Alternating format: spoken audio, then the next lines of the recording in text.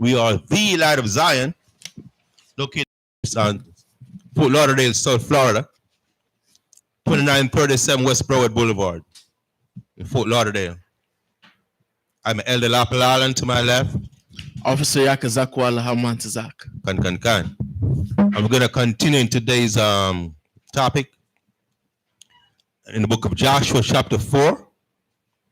Last week, as per the Most High, we did from Joshua chapter 1 through 3. So now we're going to continue in chapter 4.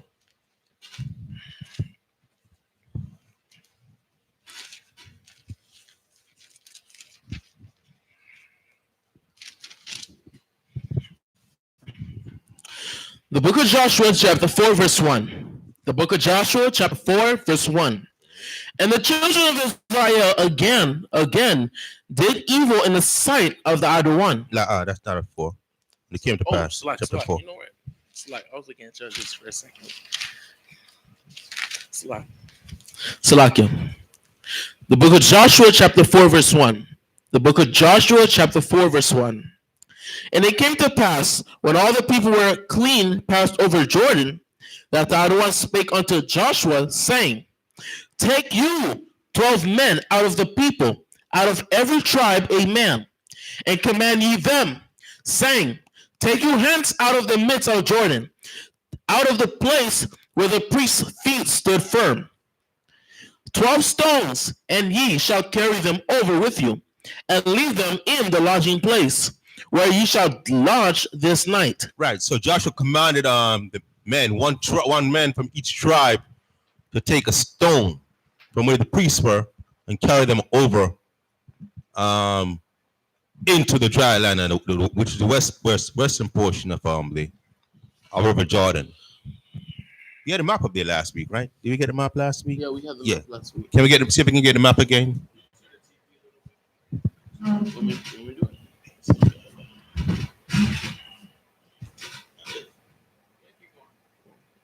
it. It goes all the way.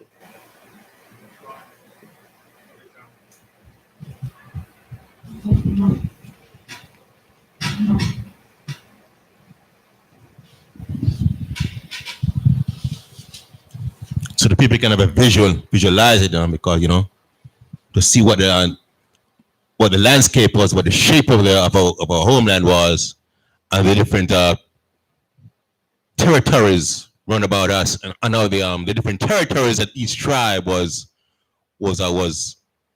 given by the Most High.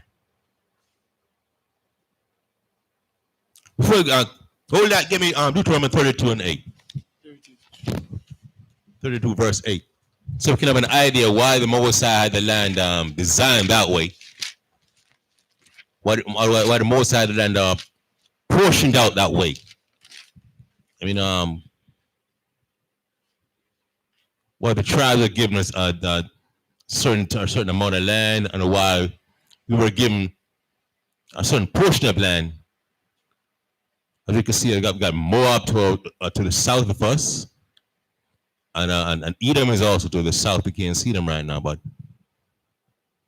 and we have Ammon to the east, Moab and Ammon. Yeah, we don't we were the children of Lot. Yeah, I see. Right, look at that. Edom right below Moab. And as we know, the Most High is going around in the wilderness for 40 years from the south, because we had to pass by where Edom was. That's how we ended up on the eastern side of River Jordan. That's why we got to pass back over River Jordan now, going westward back into our homeland. That's why you have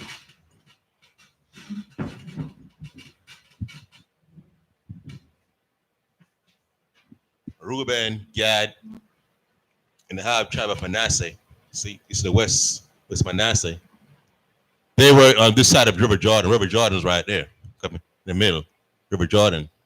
That's River Jordan. That's the river we crossed over. And now Reuben, Gad, and Manasseh, they had a lot of cattle. So they made a deal with Moses that if Moses could give them that portion of land right there for the cattle rearing, they would leave their wives and children and the cattle, and then they would join forces with other men of war from the other tribes and cross over Jordan with them, and they would, to go to war against the Canaanites, the Hittites, and the other nations that was in the land that we will go. The Mosai told us to displace and eradicate from the land and gain possession. So you can see that that's the terrain of the land right there. And give me, okay, go ahead. Deuteronomy 32 verse 8. The book of Deuteronomy chapter 32 verse 8. Deuteronomy chapter 32 verse 8. When the Most High divided to the nation their inheritance, when he separated the sons of Adam. Right, when the Most High divided to the nation, divided, not brought together, but divided to the nations their inheritance. And when he separated the sons of Adam, so the Most High separated the sons of Adam. All nations came from Adam, we know. Understand? And we also came from Adam, but the Most High divided us and gave us the laws, statutes, and commandments as a special people to himself. We should keep them the Most High's laws, statutes, and commandments. Read. He set the bounds of the people according to the number of the children of Israel. Right. He set the bounds of the people according to the number of the children of Israel. What are the bounds? The boundary, the borderlines of the people. So the Most High, even before we were a nation, because if you recall, when the Most High made the covenant with Abraham, you know what I'm saying? The Most High promised Abraham the land before Abraham even had a child. So the Most High envisioned it, how many Israelites are going to be, going to be around, and how much land space he needed. So based on that, he decided how much land he was going to give the other nations that was bordering us. How much land is going to give Edom, Moab, Ammon, and so on, and Aram to the north. Can't read on. For the Lord's portion is his people. Right, because the Most High's portion is his people. His people are the Hebrew Israelites. And that's what the Most High designed, the landscape and divided up the terrain according to the number of children of Israel that he knew was going to be inhabiting the land. All right, go back to Joshua. You got a verse. You got a script? Oh, Ecclesiasticus? Okay, go ahead, get that. The Apocrypha. Ecclesiasticus chapter 17. The book of Sirach chapter 17 in the red up nation. For in the division of the nations, because we know that the Hamite, Nimrod at the Tower of Babel, he got all the nations together speaking at one accord, trying to go get Moses' High's program. Because he wanted to be the man. And Moses said it's not going to be like that. So the Moses confused the language, the one language they had, into various different languages. And of course, that language was the Hebrew language, the Lashawan Kodash, the original tongue, was attained by Eber, our forefathers. And the other nations got their languages. The different language barriers, communication was difficult, so they were not able to come in one accord so conveniently to come up with different ideas that go contrary to what the Most High wanted it to go. Read on.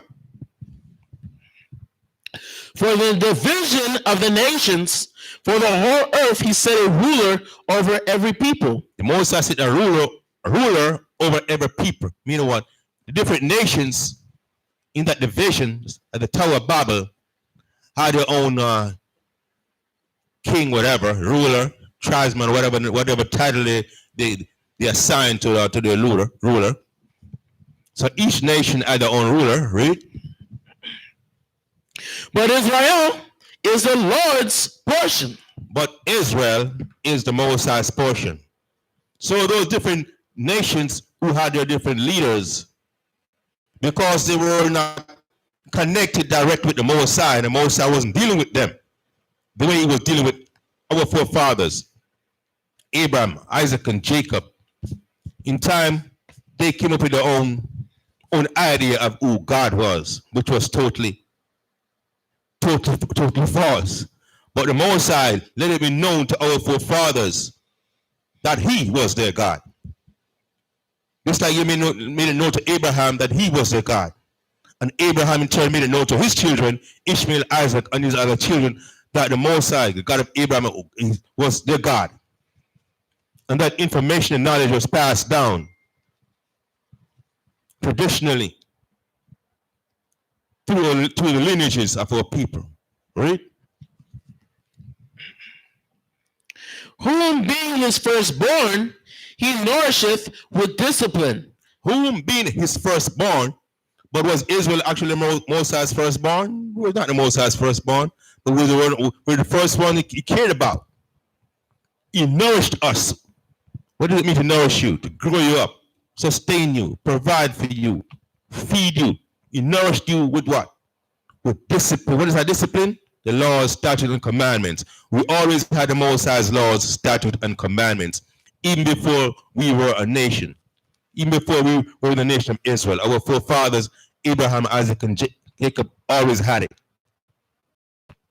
They were always connected to the Most High. The Most High always nourished them with discipline. You know what? Give them rules, regulations, commandments to follow. But the other nations now, that's why they were known as pagans. Understand? They have their own idols that came out of their own imagination. But that's not the way it was with us. We had culture, we had connection, we had discipline from the very day before we were even born, because that was given to our forefathers, Abraham, Isaac, and Jacob, before Israel was even manifested. Just like our homeland was intellectually designed while we were in our forefathers' loins, so to speak. All right, now go back to Joshua.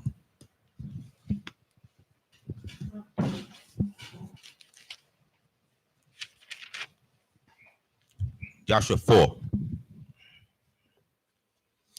The book of Joshua chapter 4 verse 4. Then Joshua called the 12 men whom he had prepared for the children of Israel out of every tribe a man. And Joshua said unto them, pass over before the ark of the Lord, your power, into the midst of Jordan, and take you up every man of you a stone upon his shoulder, according unto the number of the tribes of the children of Israel. Right, so each man of a tribe, 12 men, was passed over, passed into before the ark, pick up a stone to carry it. Go on, read on. That this may be a sign among you, that when your children ask their fathers in the time to come, saying, what mean ye by these stones? Then ye shall answer them, that the waters of Jordan were cut off before the ark of the covenant of the Adawan. Passed over Jordan. The waters of Jordan were cut off, and these stones shall be for a memorial unto the children of Israel forever. Right. So this is like a memorial, because when our children would have asked, what are these stones for? Where did they come from? What are they about? Then we would have reminded them that this is what happened. Or we came from the east of River Jordan, so we could pass through from the bondage we were in under the Egyptians. He also dried up the River Jordan, so we could we were not being pursued, but we had to cross over from the east to the west to inhabit the land. So the stone was a reminder, or to let our children know that this is what happened. The history of our people, how the Most High dried the River Jordan, so we could cross over that mighty river from the east coast, from the east portion, eastern bank to the western bank.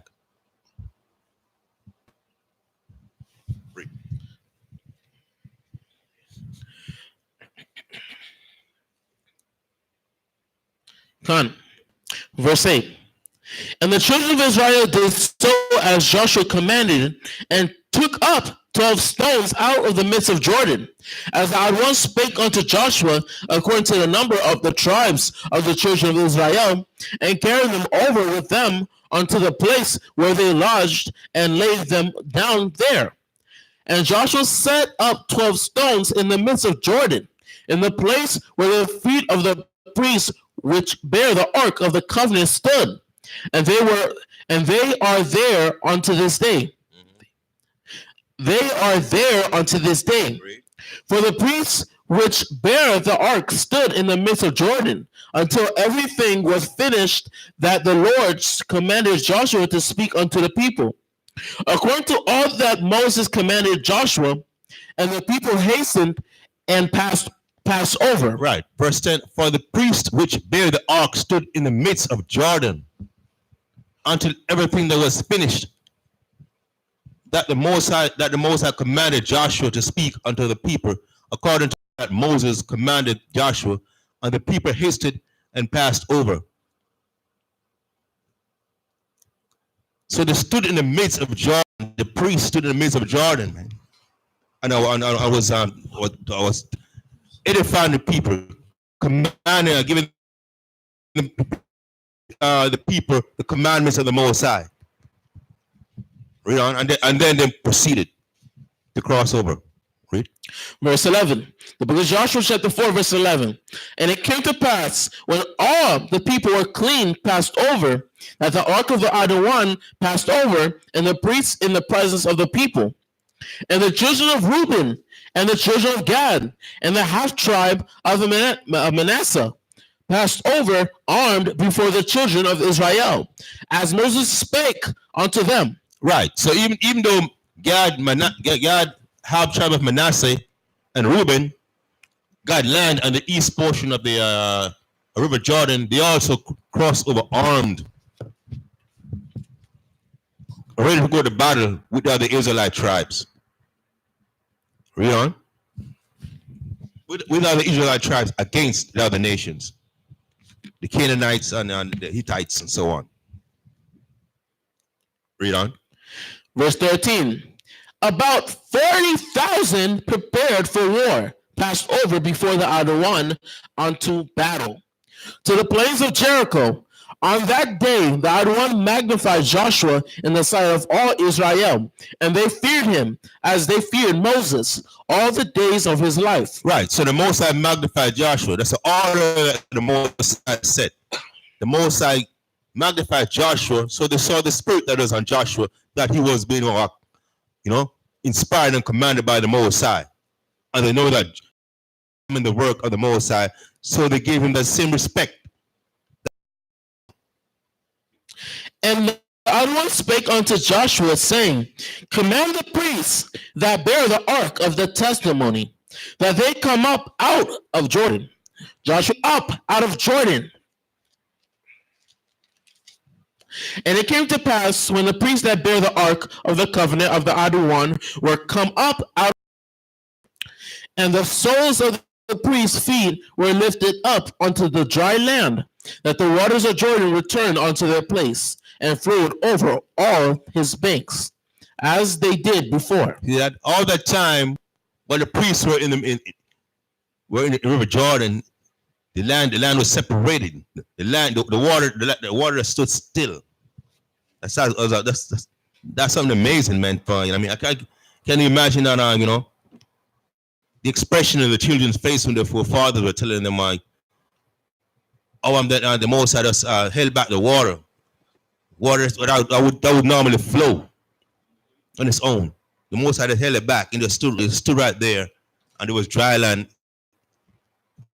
in between, from the north and to the south. Right. God. I read on. And the people came up out of Jordan on the 10th day of the first month, and encamped in Gilgal, and the east border of Jericho. And those 12 days Gilgal.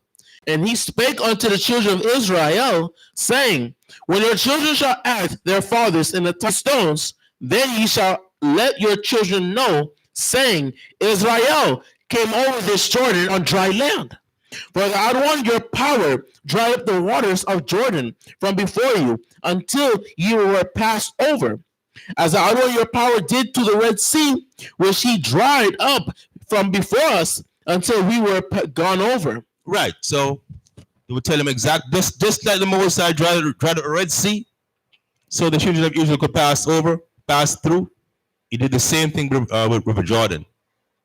Okay, read on. What verse are you on? Verse 24. Okay, read on. Verse 24.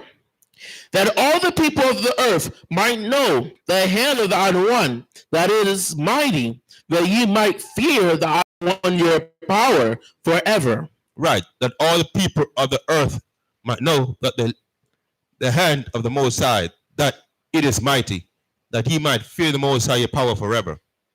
So all those things happened so the children could be amazed. When the story was being passed on to them, that's to sanctify them. To sanctify the Most High in the present so they could be aware of the Most High's might and fear him forever. Read on, chapter 5. The book of Joshua, chapter 5, verse 1.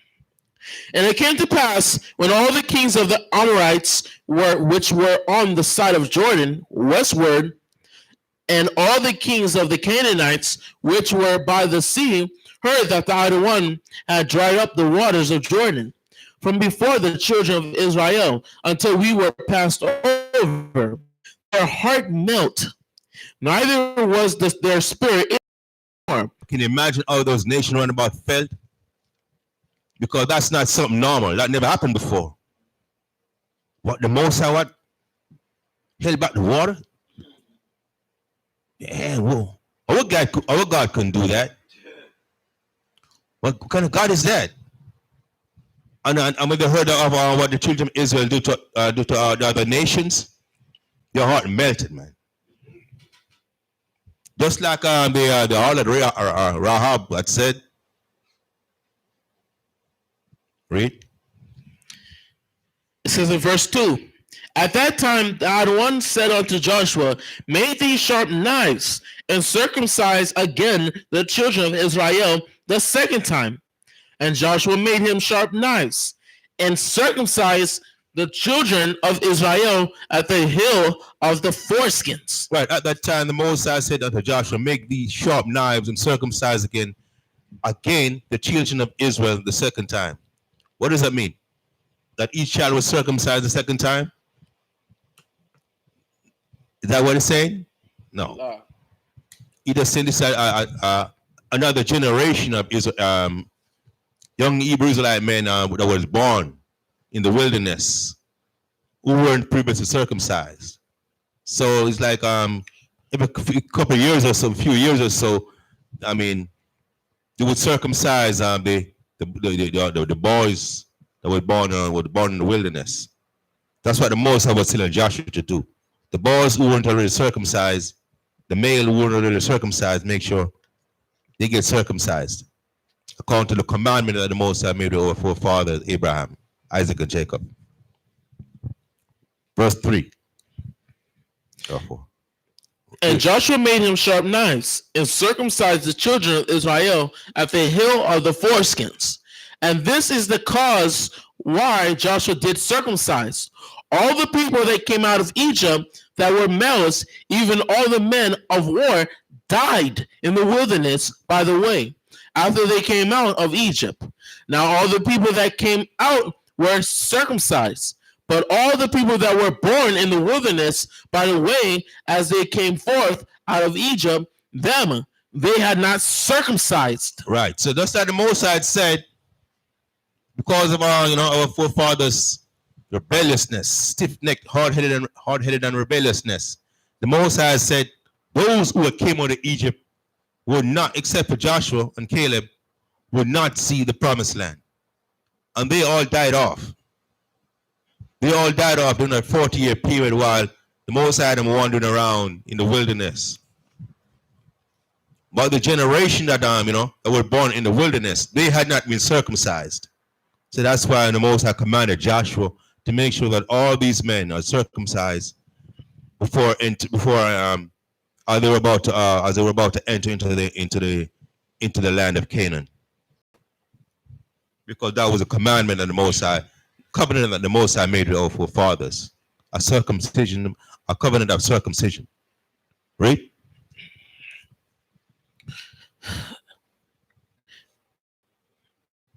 Verse 6. For the children of Israel walked 40 years in the wilderness, till all the people that were men of war, which came out of Egypt, were consumed, because they obeyed not the voice of the Honored One, unto whom the Honored One swore that he would not show them the land, which I will swear unto their fathers that he would not give.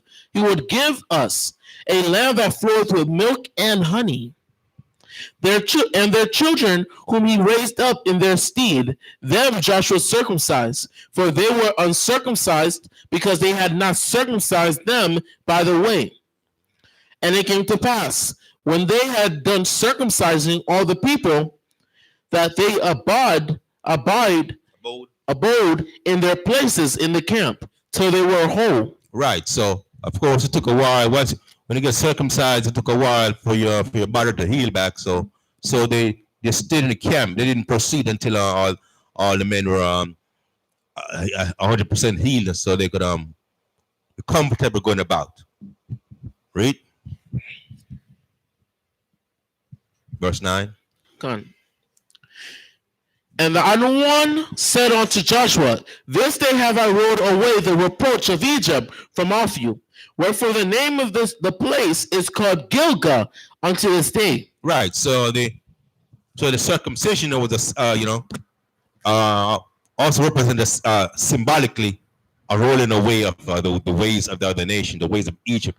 Now the covenant was, so to speak, being manifested with the Most High. The covenant that the Most High made with fathers. The circumcision was like a ratification, confirmation of the covenant with the Most High. Verse 10. And the children of Israel encamped in Gilgal and kept the Passover on the 14th day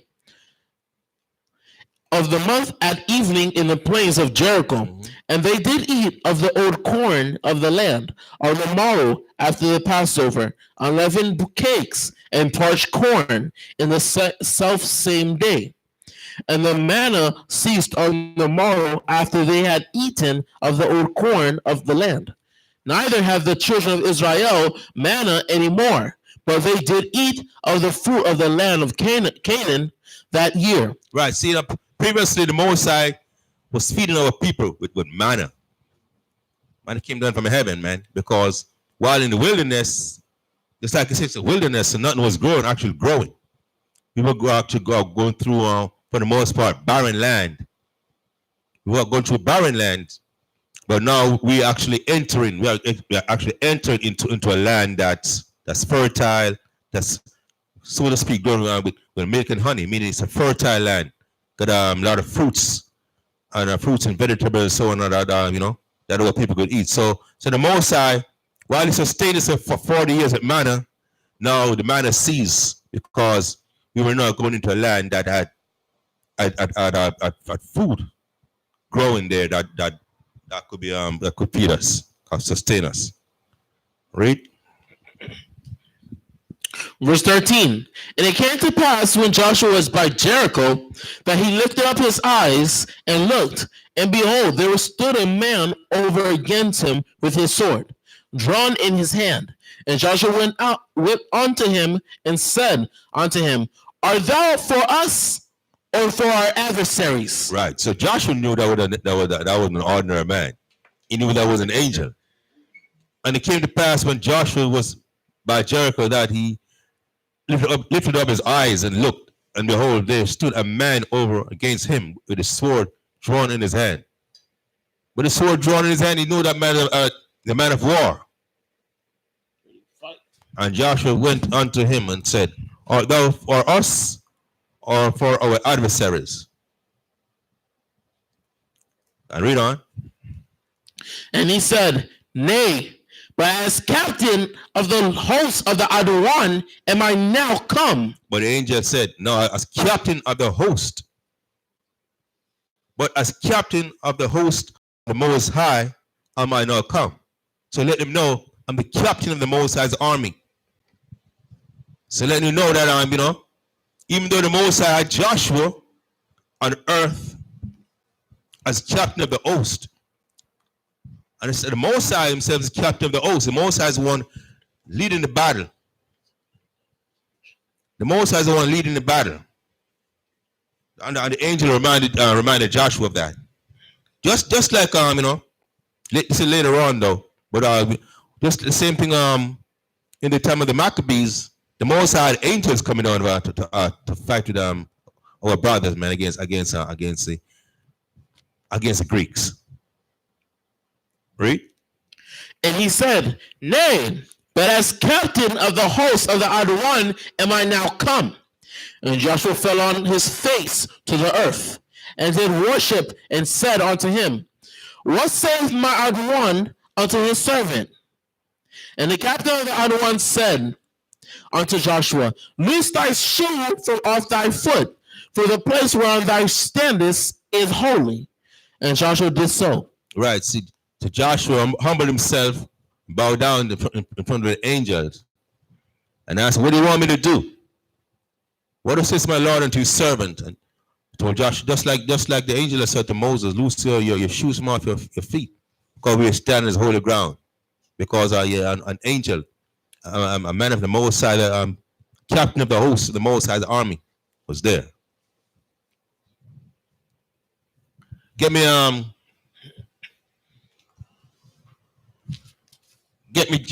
Jeremiah 51 and 20.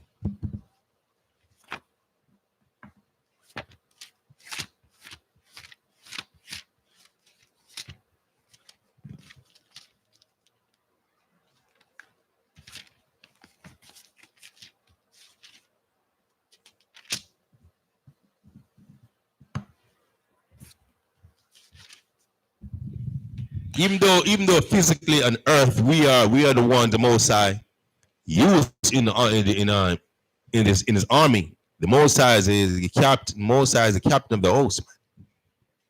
We're just his weapons of war. Jeremiah 51 verse 20.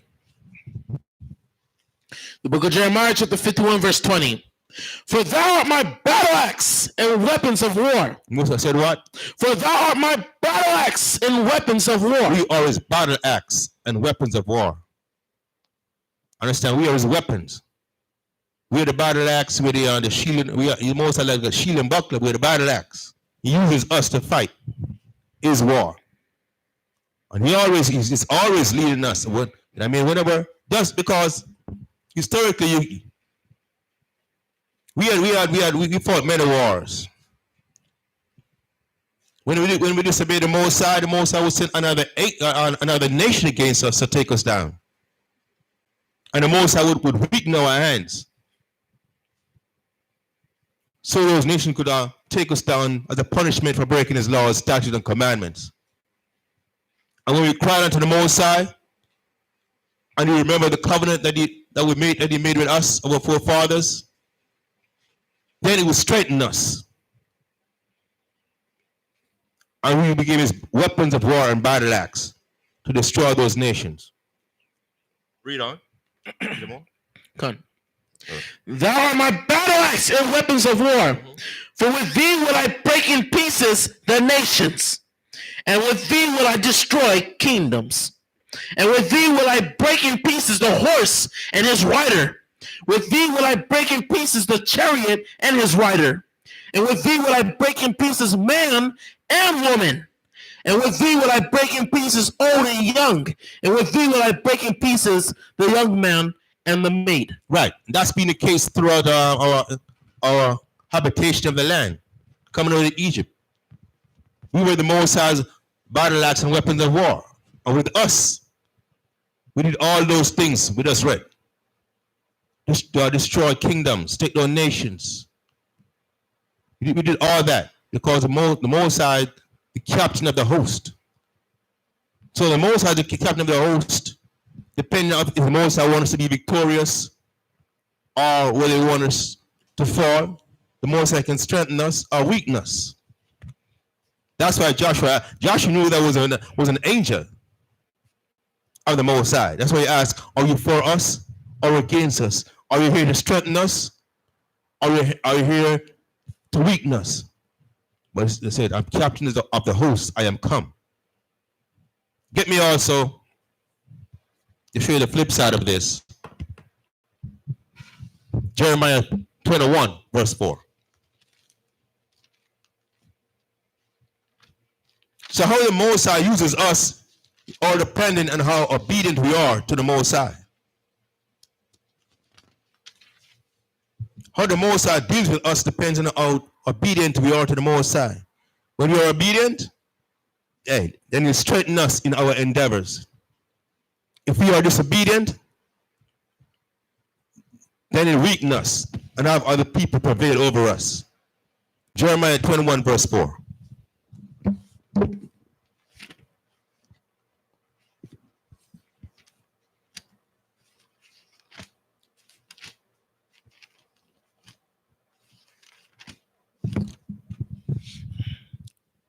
The book of Jeremiah, chapter 21, verse 4. Thus saith the one power of Israel, behold, I will turn back the weapons of war that are in your hands. See that? The Most High said He will turn back the weapons of war that's in our hands. That's what He was saying during the time of when the Babylonians were besieging our homeland. Later on, during the time of Jeremiah. We're talking about now about 600 or so BC. I will turn back the weapons of war that's in your hand. Because our men were picking up weapons of war to fight against a nation that the Most High was sending against them. And the Most High said, you're not going to win. I'm going to weaken your hands. You're my weapons of war, but at this time now, because of your disobedience, I'm going to weaken your hands. Read on. Wherewith ye fight against the king of Babylon, and against the Chaldeans, which besiege you without the walls, and I will assemble them into the midst of the city.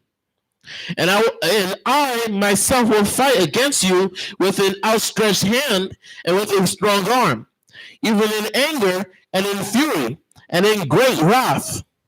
Right, so the Most High can fight for you or fight against you, depending on how obedient you are to Him. Depending if you please the Most High or if you make Him angry. I'll bring about this wrath. I'll go back to Joshua. The book of Joshua chapter 6 verse 1. The book of Joshua chapter 6 verse 1. Now Jericho was straitly shut up because of the children of Israel. None went out and none came in. And now the one said unto Joshua. See that? No, Jericho was straitly shut up because of the children of Israel. None went out and none came in. Fear fell upon all the people of Jericho because of the children of Israel and the reputation that they had for being the children of the Most High. Everybody was on a basically self-imposed curfew. Nobody was going anywhere. Everything ceased. Read. And the one said unto Joshua, see, I have given into thine hand Jericho, and the king thereof, and the mighty men of valor. And ye shall compass the city, all ye men of war, and go around about the city once. Thus shalt thou do 6 days. And seven priests shall bear the ark, 7 trumpets of ram's horns. And the 7th day ye shall compass the city 7 times, and the priest shall blow with the trumpets. And it shall come to pass that when they make a loud blast with the ram's horn, and when ye hear the sound of the trumpet, all the people shall shout with a great shout, and the wall of the city shall fall down flat, and the people shall ascend up, every man straight before him. See that? So the Most High was telling Joshua how it's going to go down. They shall come past the city 7 times, shall blow the trumpet. And when they hear that blast, they shall also shout. It's the Most High basically giving an instruction to follow. Instruction to follow in order to accomplish what the Most High wants easier to accomplish. Read. All the people shall shout with a great shout, and the wall of the city shall fall down flat, and the people shall ascend up, every man straight before him.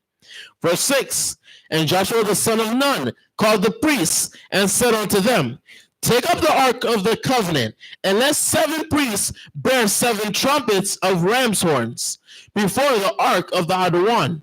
And he said unto the people, Pass on, and compass the city, and let him that is armed pass on before the ark of the Adawan. Right. So the Most High, Joshua told them the priests, 7 priests, take up the ark of the covenant and let 7 priests bear 7 trumpets of ram's horn before the ark. And he said unto the people, Pass on and compass the city, and let him that is armed pass on before the ark of the covenant. So Joshua is now, gathering the army, giving the army instruction to besiege the city and get ready now to go to battle against the people of Jericho. Read. And he said unto the people, Pass on, compass the city, and let him that is armed pass on before the ark of the Adawan. And it came to pass, when Joshua had spoken unto the people, that the 7 priests bearing the 7 trumpets of ram's horns passed on before the Adawan, and blew with the trumpets, and the ark of the covenant of the Adawan followed them. And the armed men went before the priests that blew with the trumpets, and the reward came after the ark. The priests going on and blowing with the trumpets, and Joshua had commanded the people, saying, You shall not shout, nor make any noise with your voice, neither shall any word proceed out of your mouth until the day I bid you shout. Then shall ye shout. Right. So that's the precise instruction that Joshua was giving them. What the army should go before the Levites, the priests carrying the ark of the covenant, and then the priest blowing the ram's horn, and then the people following behind, but they should not make any sound. Don't make only the priest should be blowing at the ram's horn.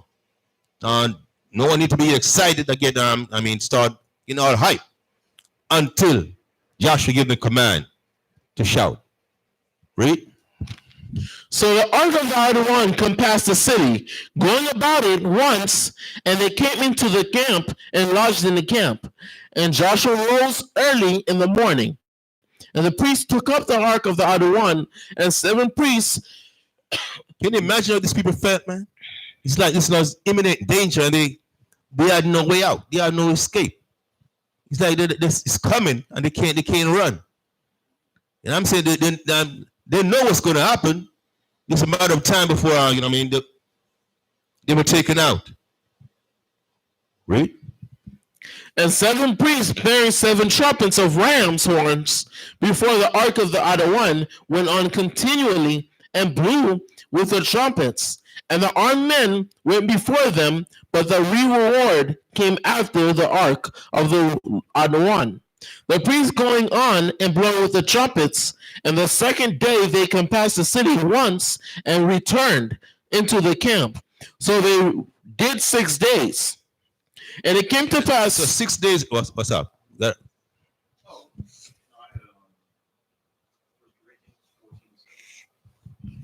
I get that. 1 Corinthians 14:7. So for 6 days, they did the same thing. For 6 days, they did the same thing, and the people were told to be quiet. Just let the priest, just with the trumpet, circle the city and blow the trumpet, and then go back to the camp. And then the next day, so on and so on, so forth for 6 days. 1 Corinthians 14:7. The book of 1 Corinthians chapter 14, verse 7. And even things without life giving sound, whether a pipe or a harp, except they give distinction in the sounds. How shall it be known what is a pipe or a harp? For if the trumpet give an uncertain sound, who shall prepare himself to the battle?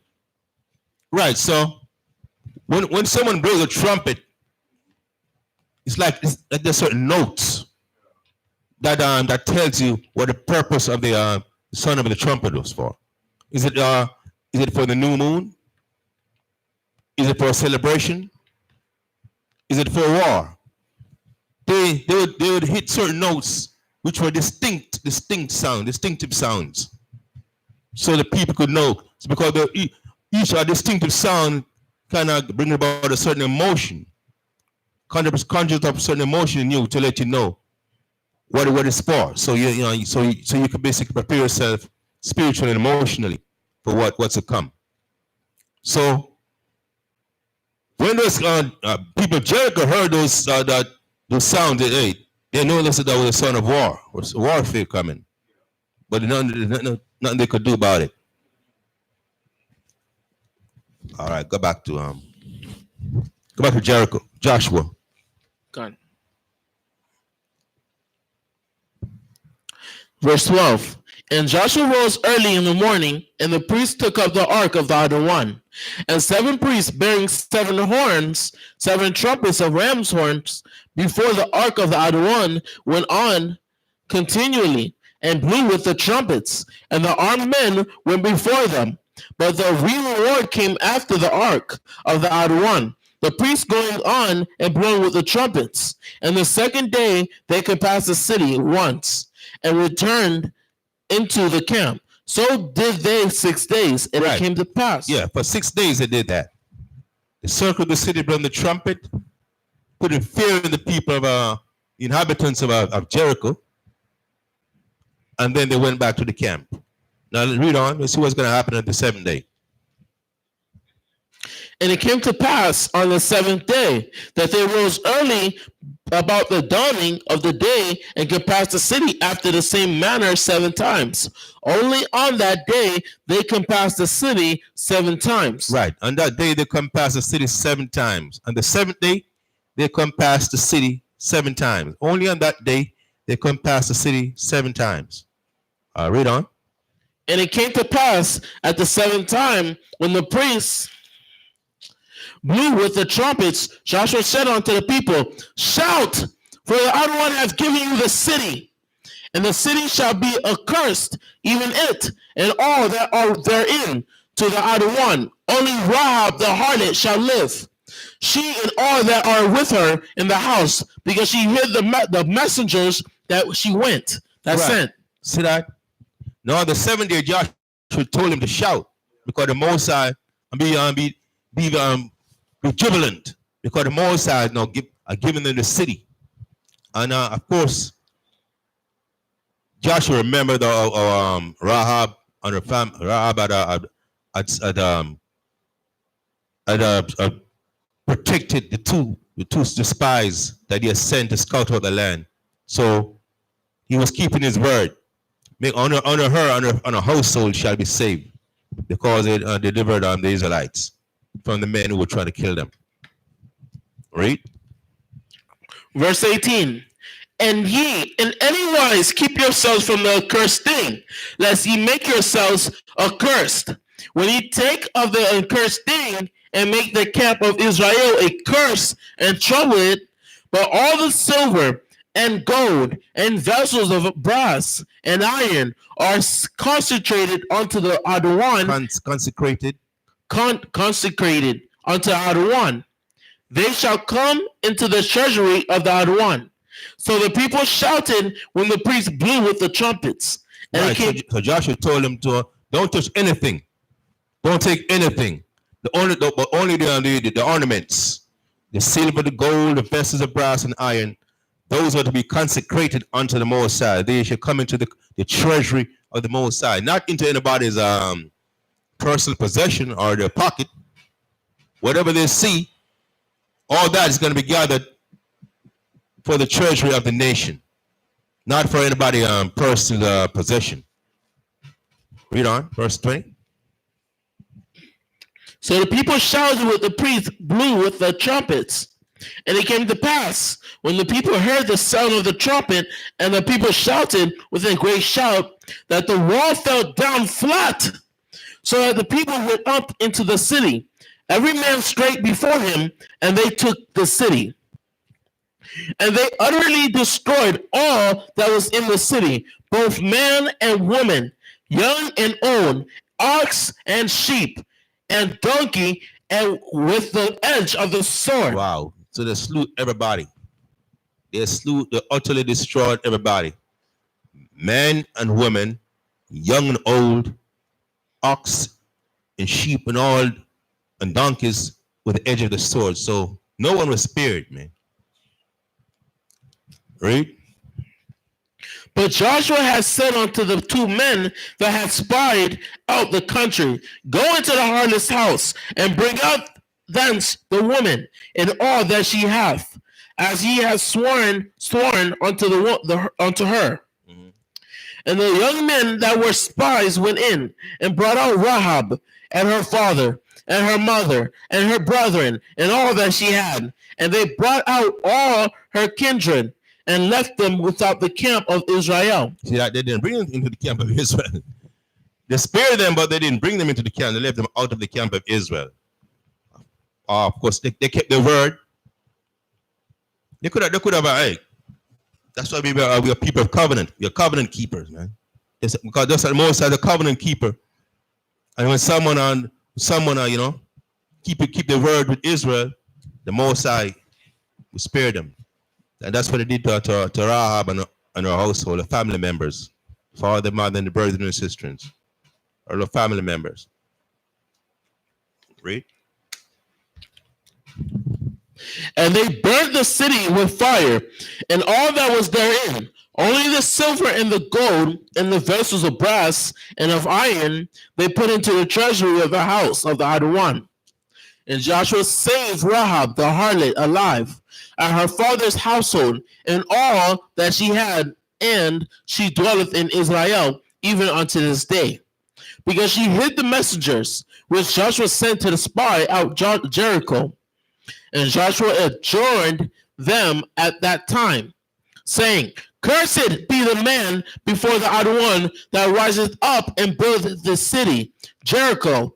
He shall lay the foundation thereof in his firstborn, and in his youngest son shall he set up the gates thereof. Right. And Joshua adjured them at that time, saying, adjured them, and he gave them strict orders.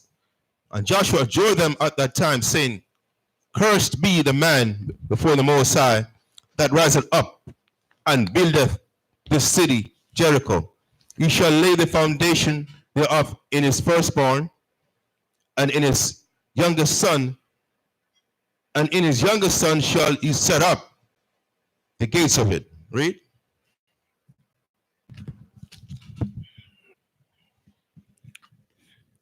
One more. Oh, one last verse. Verse 27. Huh? Verse 27. Yeah. So the other one was with Joshua. His fame was noised throughout all the country. Right. So that's right there. So that's it. They surrounded the city. 6 days, for 7 days actually, they circled the city, Jericho. Under the 7 days, they circled the city 7 times. People shouted. The walls came down. Then the men of war, the armed men, rushing into slaughtered all the people of Jericho. Man, woman, child, man, woman, old, young, cattle, everything. Only thing that was saved was besides Rahab and her household was the gold and silver and the precious ornaments that were taken into the treasury. Gone. And the whole place was burned with fire. So that concludes the 3 chapters about the book of Jericho. Gone. All praise to the Most High, Ba'ashem Ashkawashai.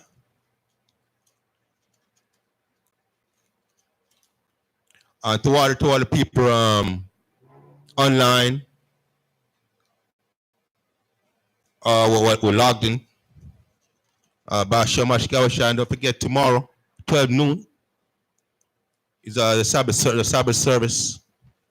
Eastern time down here. It's 2937 West Broward Boulevard. Shamash Gawashan. Kan. Shabbat Shalom Yashua. Madim Wapanya, Yerushalayim, son of place Jerusalem. His brother's going to get ready for camp.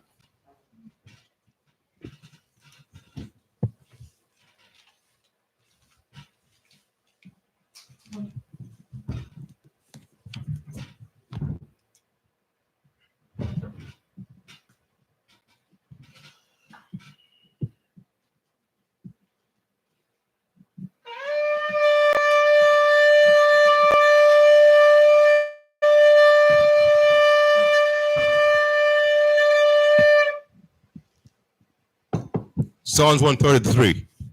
Shayar, Hama Alwa, Ladawad, Hana, Ma, Tawab, Wama, Naayam, Shabath, Akyam, Gam, Yakar, Kashaman, Atawab, Al, Araash, Yarad, Al, Hazakwan, Zakwan, Haaran, Shayarad, Al, Paya, Madawath Yawa, Katal, Karamwan, Shayarad, Al, Araria, Tazayawan, Kaya, Sham, Tazawa, Yahawa, Ath, Abaraka, Kayaram, Id, Ba'asham, Mashiach, Dawashai, the water, Awalam, Aman. Book of Psalms, chapter 133, verse 1. Behold, how good and how pleasant it is for brethren to dwell together in unity. It is like the precious ointment upon the head that ran down upon the beard, even Aaron's beard that went down to the skirts of his garments, as the dew of Harmon, and as the dew that descended upon the mountains of Zion. For there the other one commanded the blessing, even life forevermore. Abanaya Hawaba Shemashak Yawashai, the word from Yad Aman.